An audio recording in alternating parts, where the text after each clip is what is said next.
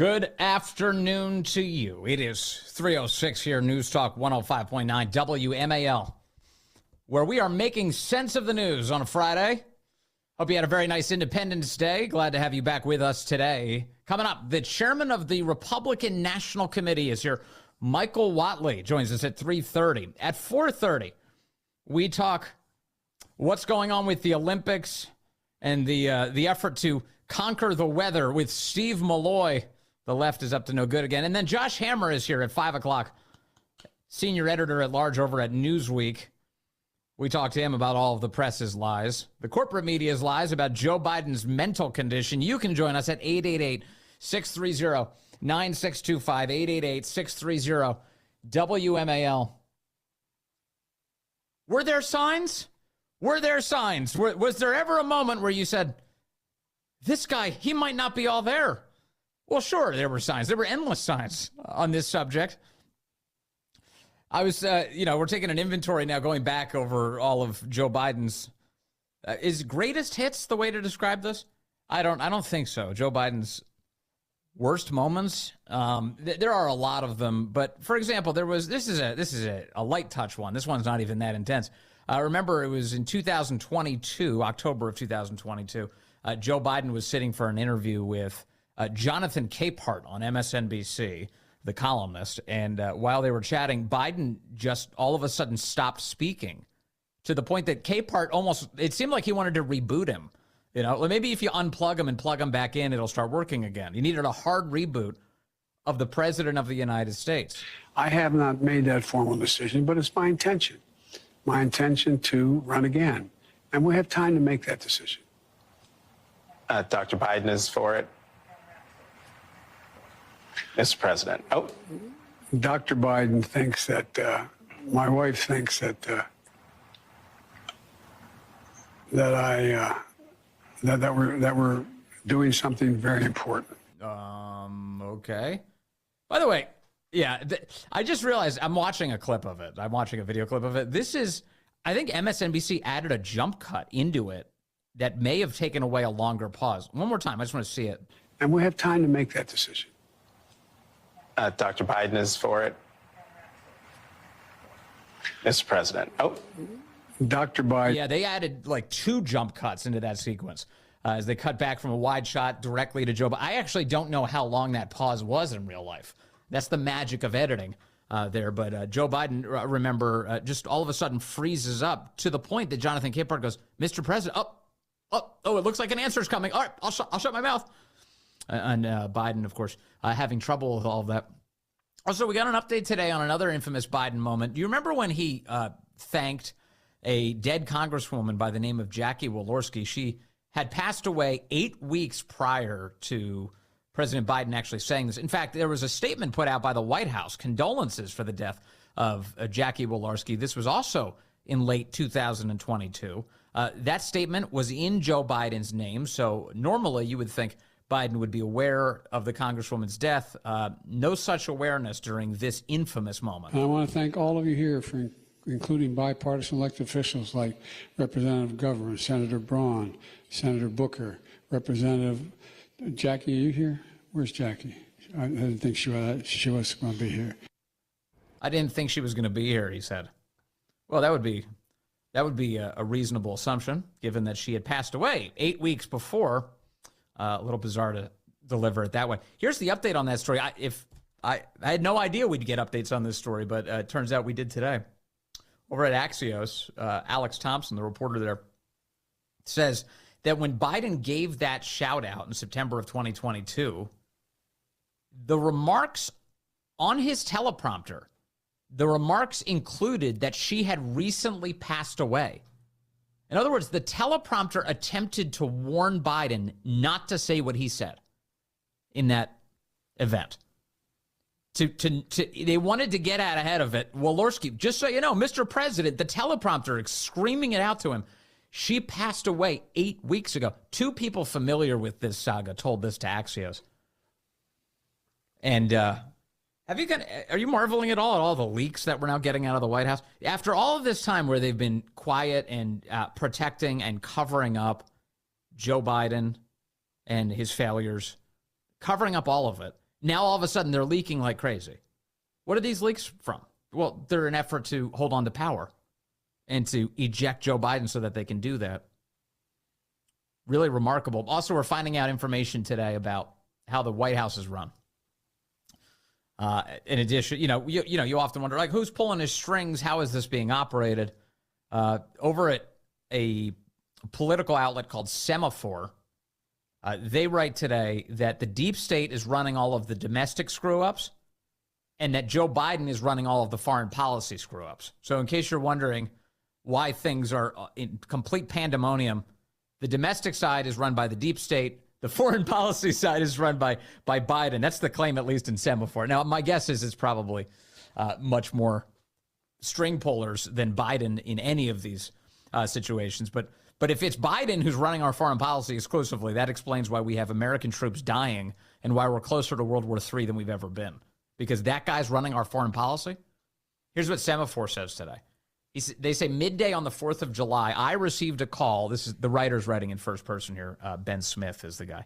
I received a call from a government official with regular access to the West Wing who said that they had reached a breaking point and they wanted to sound the alarm. The person insisted on careful ground rules, no details on the specific policy area that they work on, no gender, age, or sexual orientation. That's funny. I don't know if sexual orientation would have helped you narrow it down in the Biden White House. I'm not certain that would have been a great filtration technique. Anyway, the source is trying to stay super anonymous. Let's see. Their credibility basically depends on my vouching that they're a serious person, writes Ben, which I can do. Though I should also say this person has nothing to say about the president's physical condition and was limited to their own experience outside of Biden's tight inner circle. Here is the assertion this person would like to get across. Quote, it's unclear even to some inside the West Wing policy process which policy issues actually reach the president and how. Major decisions go into an opaque circle that includes the White House Chief of Staff, Jeff Zients, who talks to the president regularly, and return concluded. So all the major decisions, they claim, they get sent up into this black box. Nobody in the White House, for the most part, with the exception of like 2 or 3 people, even knows if Joe Biden gets to even glance at it or consider it. And then it gets sent back to them, quote, concluded. Concluded. Semafor reports that the big exception to this pattern, they said, is foreign policy, where apparently Biden is involving himself in way too many decisions. This pattern, Semafor says, has already been a topic of discussion and curiosity among the high-powered aides who work in and around the White House. The rituals of paper flow are technical, but they say they're surprised by the lack of briefings to the president and of readouts from consultations with the president and worry about the possibility of decisions, quote, being made without him, end quote. That's amazing. Now, this is the same left that wanted the deep state to rob from Trump the responsibility of being president of the United States. It's the same exact left. The same people who said that the keys need to be taken away from the people's representative, the president. And now they're worried that there may be an effort afoot to stop, to undermine Biden's presidency by the people around him. They're calling the shots. They shouldn't do this. It's his presidency. The person said that they're, quote, super proud of the policies. Well, that's insane. And, quote, I'm talking to you because I'm incredibly upset and scared for the country, and I would like to do what I can. So there's another update there. So in case you're wondering how the White House is run, it's other people entirely, not Joe Biden. Biden, who is not functional prior to 10 o'clock in the morning or after 4 o'clock in the afternoon, and takes a nap on a daily basis somewhere in between those hours, between 10 and 4. So he's pretty off the clock for the most part. And that's why apparently all these other people are running the show. And we've heard from some lefties who say, keep Biden because this is how they do things. They're like, well, if Biden stays, that means all of the people who are actually running the country stay. So you should be really happy about that. I don't know who would be happy about that. How would you look at the current state of the country and say, man, these guys deserve another chance at the wheel? Absolutely not. The voters aren't feeling that way. This is, of course, why the left is in an all-out panic right now, and there's a civil war going on within their own ranks. about how to throw Biden out in the hopes that they can put somebody else in. There's a memo going around today. Corey, have you seen this memo? There's a memo the left is passing around today among major donors and all over the place, and it just got published on the internet too, about why Kamala Harris has to be the person. The choice is Kamala or chaos, they claim.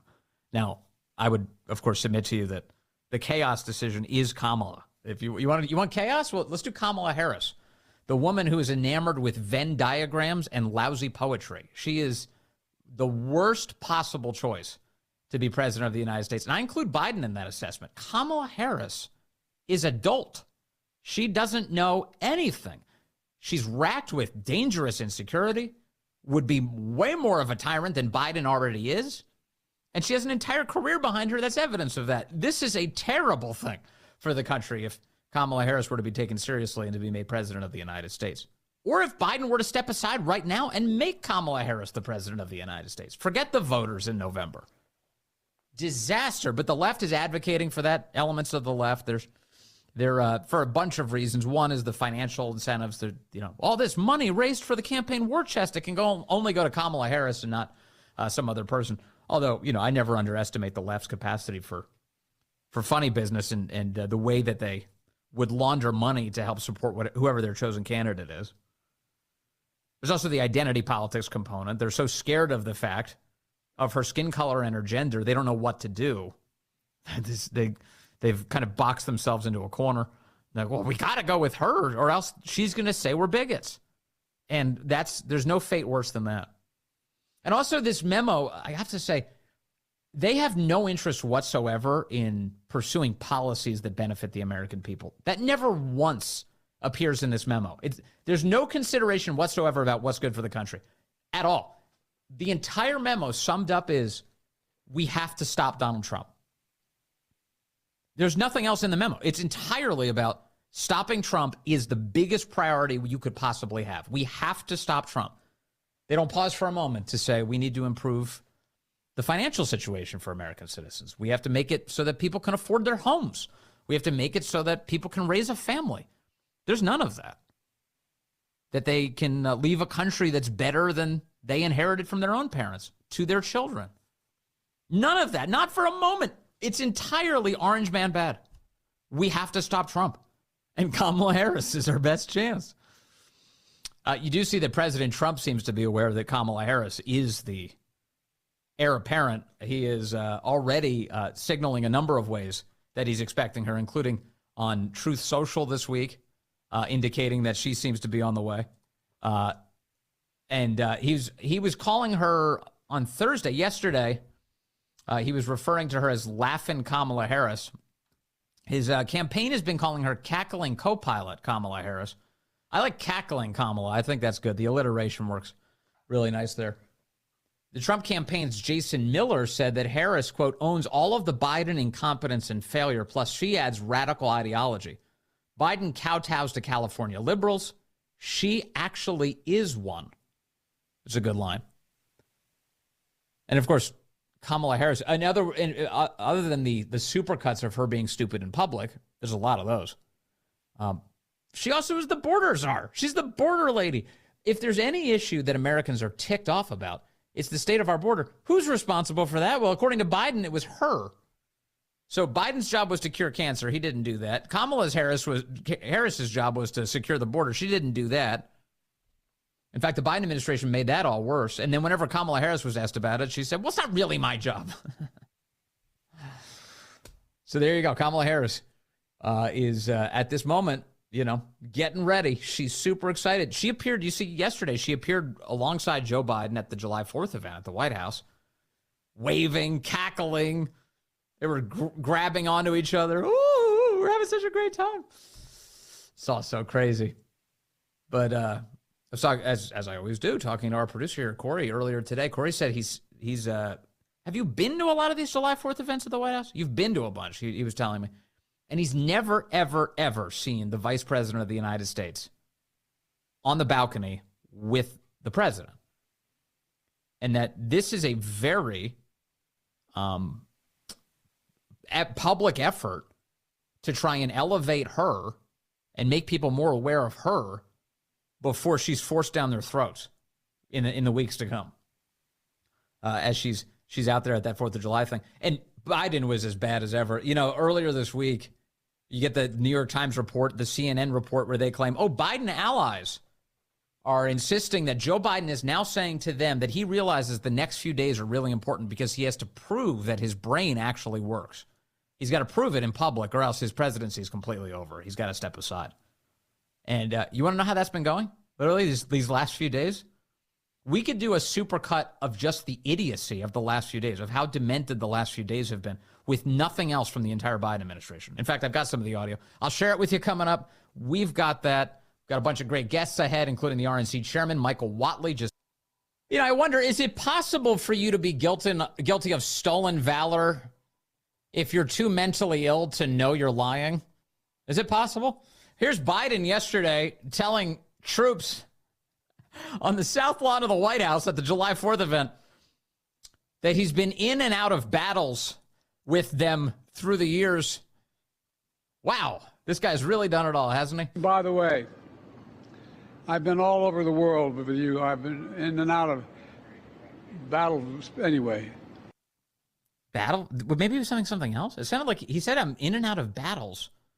Was he going to say battlefields? I don't know. This another sign that he has to go. I guess the one upside is he probably keeps our adversaries guessing. What did he say? What did he say? Michael Whatley, the RNC chairman, is about to join us. I talked to him actually a couple weeks ago right here on this program, and I asked him, hey, are you ready just in case they sub Biden out for someone else? And he had an answer for me. This was back before the left had actively taken the knives out and began thrusting them in Joe's direction. Michael Whatley joins us for a follow-up conversation on this developing story. That's ahead.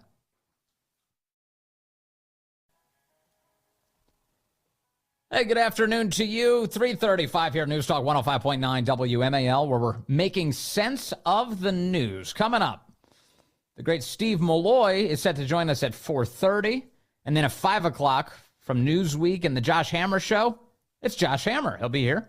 You can join us at 888-630-9625, 888-630-WMAL.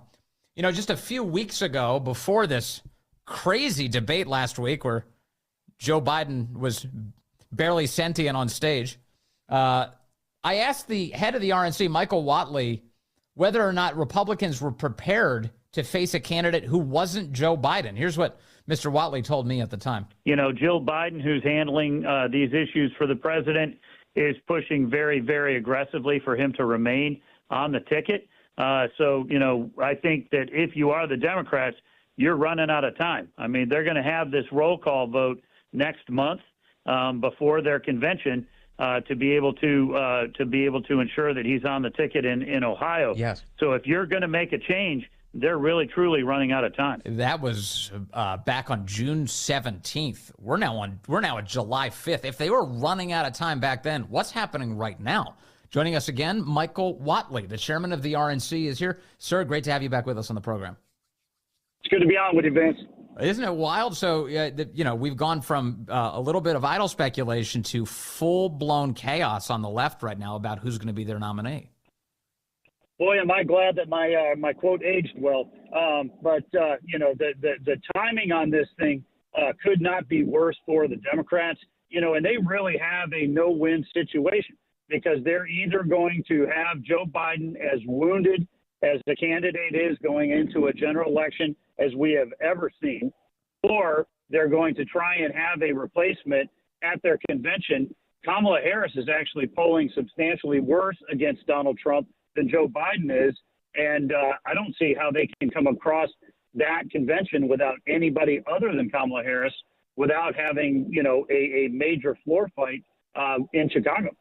There was, I saw, I think, a CNN survey earlier this week that indicated that registered voters thought of Kamala Harris more highly than Joe Biden. When you look at these numbers, what are you relying on? Are you looking at swing state polling? What tells you the Kamala Harris story? Well, look, I think the national polls that we've seen that show her 7 points behind Donald Trump, they show Joe Biden about 4 points behind Donald Trump. And when we look at the battleground state polls right now, they continue to show that Donald Trump has significant leads against all comers. You know, the thing that we see right now is it doesn't matter who's on the top of the ticket. They're going to adopt Joe Biden's disastrous policies. And the American people do not want 4 years of an open southern border, a weak economy, and really a weak America on the world stage. Yeah, it is wild. You know, Joe Biden is in Wisconsin today. He's traveling to Wisconsin. That's an essential swing state. And we got some news earlier today that the Wisconsin Supreme Court has once again, now led by lefties, has once again okayed drop boxes all across the state. I know that you've been fighting for election integrity to make sure that we have credible, free and fair elections. What's your reaction to the decision in Wisconsin to put drop boxes everywhere again? A very, very disappointing statement. I mean, really, truly by that liberal court to try and open up discord into the election cycles. I think anybody who wants to add elements into the election that are going to cause chaos is doing it for a partisan reason. So very, very disappointing decision.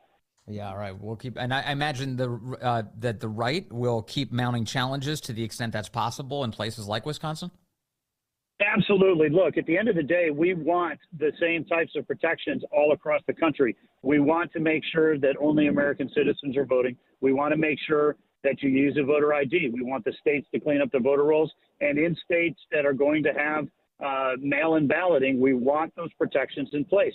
And so we think that this decision by the Supreme Court, again, it's a partisan decision that is designed to introduce chaos into the election cycle. And we're very disappointed. We are going to keep fighting. I'm back on the issue of whether or not Joe Biden continues to be the nominee for the Democrats. There was some what looked like leaked video of President Trump speaking candidly about the state of the race earlier this week. He indicated that Biden's done for. He thinks Kamala Harris is likely to become their nominee. And right now, as we speak, President Biden is undergoing a series of public tests to try and prove that he's actually mentally with it. He's doing some sort of big sit-down interview tonight with George Stephanopoulos on ABC. What do you think of this effort that the White House is undertaking to try and rejuvenate what's left of Biden's image? You know, they probably would be better off to go back to the basement with their campaign, because every single time he is out there and they keep trotting him out more and more and more, he keeps coming up with more and more gas, and they're running him into the ground even more than he already is. So, you know, but it really does go back to the fact it's not just what he said or how he says it, it's what he says, you know, and we have an American public who is deeply distrustful right now of the Democratic brand, this progressive liberal brand that the president is championing. And every single other candidate that they could put forward is going to adopt the same failed policies that he has put forward with it. But when you think about where the president stands, Joe Biden, right now, every single time that he's talking to the press, is just digging a deeper hole. How devastating is it for a political campaign to lose so many high-dollar donors? We're watching a lot of big-dollar donors saying they're out. They don't want Biden anymore. They can't support him. Reed Hastings is the billionaire co-founder of Netflix, told the New York Times this week, quote, Biden needs to step aside to allow a vigorous Democratic leader to beat Trump and keep us safe and prosperous.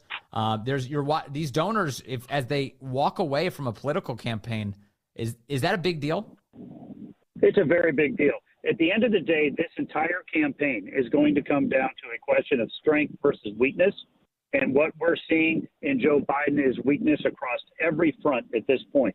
And so when you see the lack of enthusiasm at his events, when you see the lack of support from people in his party, and you see that donors are walking away from him, those are all signs that everybody recognizes the inherent weakness in this campaign. The flip side is Donald Trump absolutely hit every mark at that debate, delivered a very forceful, articulate vision for the future of America with him back at the White House.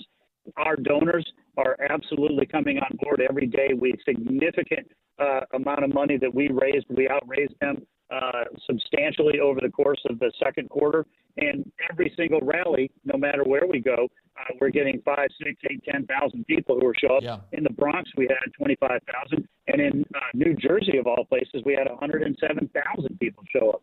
So, yeah, we feel really good about the excitement and enthusiasm in this race compared to where Joe Biden and the Democrats are. President Trump has really kind of sat on the sidelines this past week insofar as, making his voice heard in this crazy news cycle because it seems pretty obvious from the outside that this is a concerted strategy by President Trump and his campaign to essentially let Joe Biden burn. I mean, people are watching it happen. They don't need outside commentary to see that Joe Biden is in chaos as a result of the state of his health and certainly the cover-up that's been going on around him by these Democrats.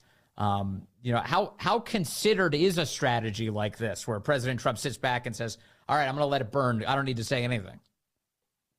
Well, I think that's what you do, right? When your opponent is in the middle of a meltdown, you just let them melt down. Why in the world would you try and insert yourself into that press cycle right now? Because all we want to do is make sure that the American people see this contrast between the strength of Donald Trump and the weakness of Joe Biden. And there is nothing that has drawn that contrast in a more profound way than that debate and all of the follow-up since. Yeah. You mentioned at the outset, Michael Whatley, that the polling is very favorable to President Trump, no matter who he's up against.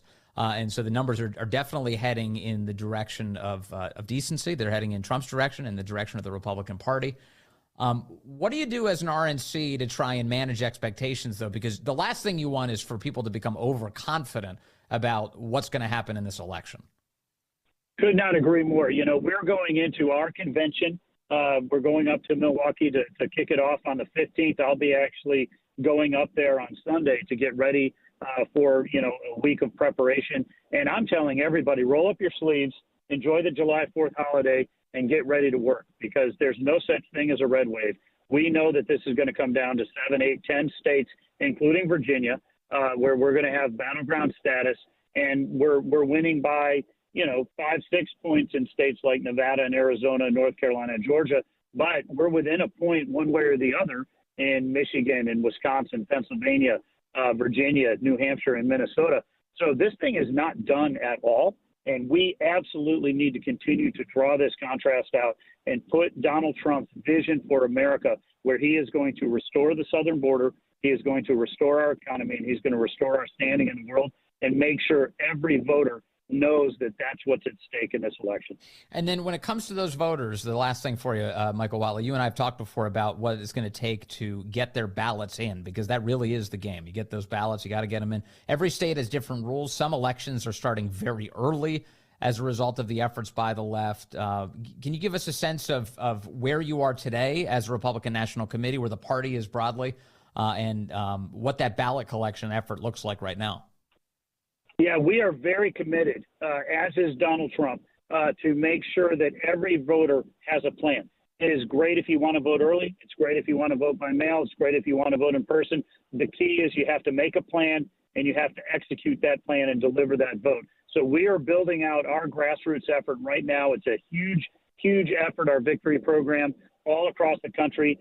We're calling it Trump Force 47 this cycle around. We've got websites that are going up. We are recruiting volunteers by the thousands, and we're getting ready to deploy them coming out of the convention. So we're excited, and what we're seeing on the ground right now, that enthusiasm is going to translate into the grassroots efforts we need to get these votes in. All right, Michael Whatley, chairman of the Republican National Committee. Sir, thank you as always for your time. Really appreciate you joining us today. I hope you had a very happy Independence Day, and please have a great weekend, sir. Absolutely, you too, and Vince, really appreciate you and your listeners. Thank you very much. Michael Whatley over at the RNC. Always good to chat with him, get an update on what they're doing. It is interesting to watch as President Trump has not said a tremendous amount in the last week. He's mostly, kind of let the left set itself on fire. For more on that, we have Ralph in Ashburn calling in now on line 5. Ralph, good afternoon, sir. You're on the Vince Coglianese Show. Good afternoon, Vince. Happy Independence Day weekend. Thank you. As I was same to you. We're being in historic times now. A historical figure named Napoleon said, "Don't get in the way of your enemy while he's defeating himself." Mm-hmm. And I think Mr. Trump's as wise as Napoleon, and it's what we're seeing. Yeah. Yeah, although he's got him in terms of his height, he's definitely dominating Napoleon there. This is an interesting moment, and it's a sign, by the way. I know that every so often people are like, "Oh, you can't teach an old dog new tricks." President Trump has clearly changed his campaign strategy this cycle, now having gone through 3 major presidential campaigns, and this one seems to be working, Ralph. Yep, it looks like it is. Much more, I don't know, reserved, relaxed, whatever. Disciplined handled the debate very well. Yeah. I think that bodes well for some who were afraid of him, I guess is the word. I know. I hear from people all the time. People like Trump, but they're like, I wish he wouldn't do this. I wish he wouldn't do that. What are they saying now? Because he's handling himself well. Thank you very much, Ralph. I appreciate the call. Sure thing, Vince. Thank you. It's funny. I say all of this, but President Trump did release a 4th of July statement yesterday. Have you seen this 4th of July statement? Well, it is Independence Day. You would expect President Trump to say something about that. He posted to Truth Social the following: "Happy 4th of July to all." That's nice. That's a nice message. Oh, but it goes on. Here we go. "Including to our highly incapable, in quotes, president, who uses prosecutors to go after his political opponent, who choked like a dog during the debate, but tried to pretend it was international travel, only 12 days of rest. And when that gig was up, he blamed it on a cold. Therefore, why would anyone say he's cognitively challenged? Also, respects to our potentially new Democrat challenger, Laughin' Kamala Harris," he wrote. "She did poorly in the Democrat nominating process, starting out at number 2 and ending up defeated and dropping out even before getting to Iowa. But that doesn't mean she's not a highly talented politician. Just ask her mentor, the great Willie Brown of San Francisco.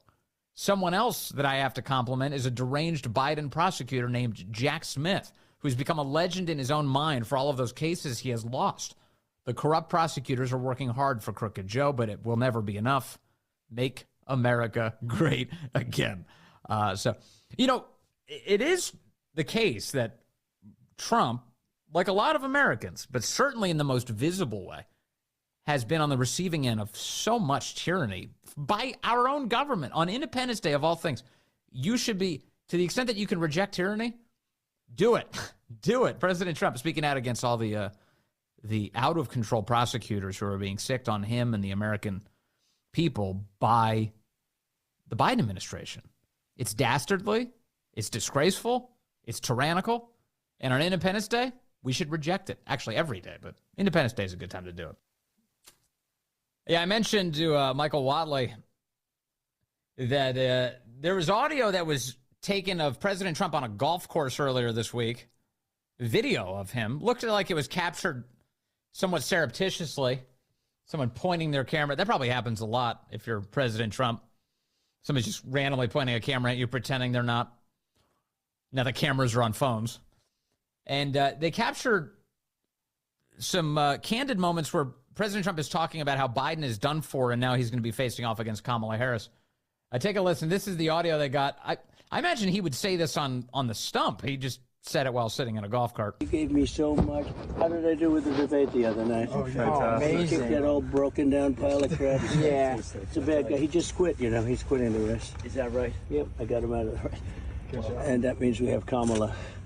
I think she's going to be better. She's so bad. She's so pathetic. It's so amazing.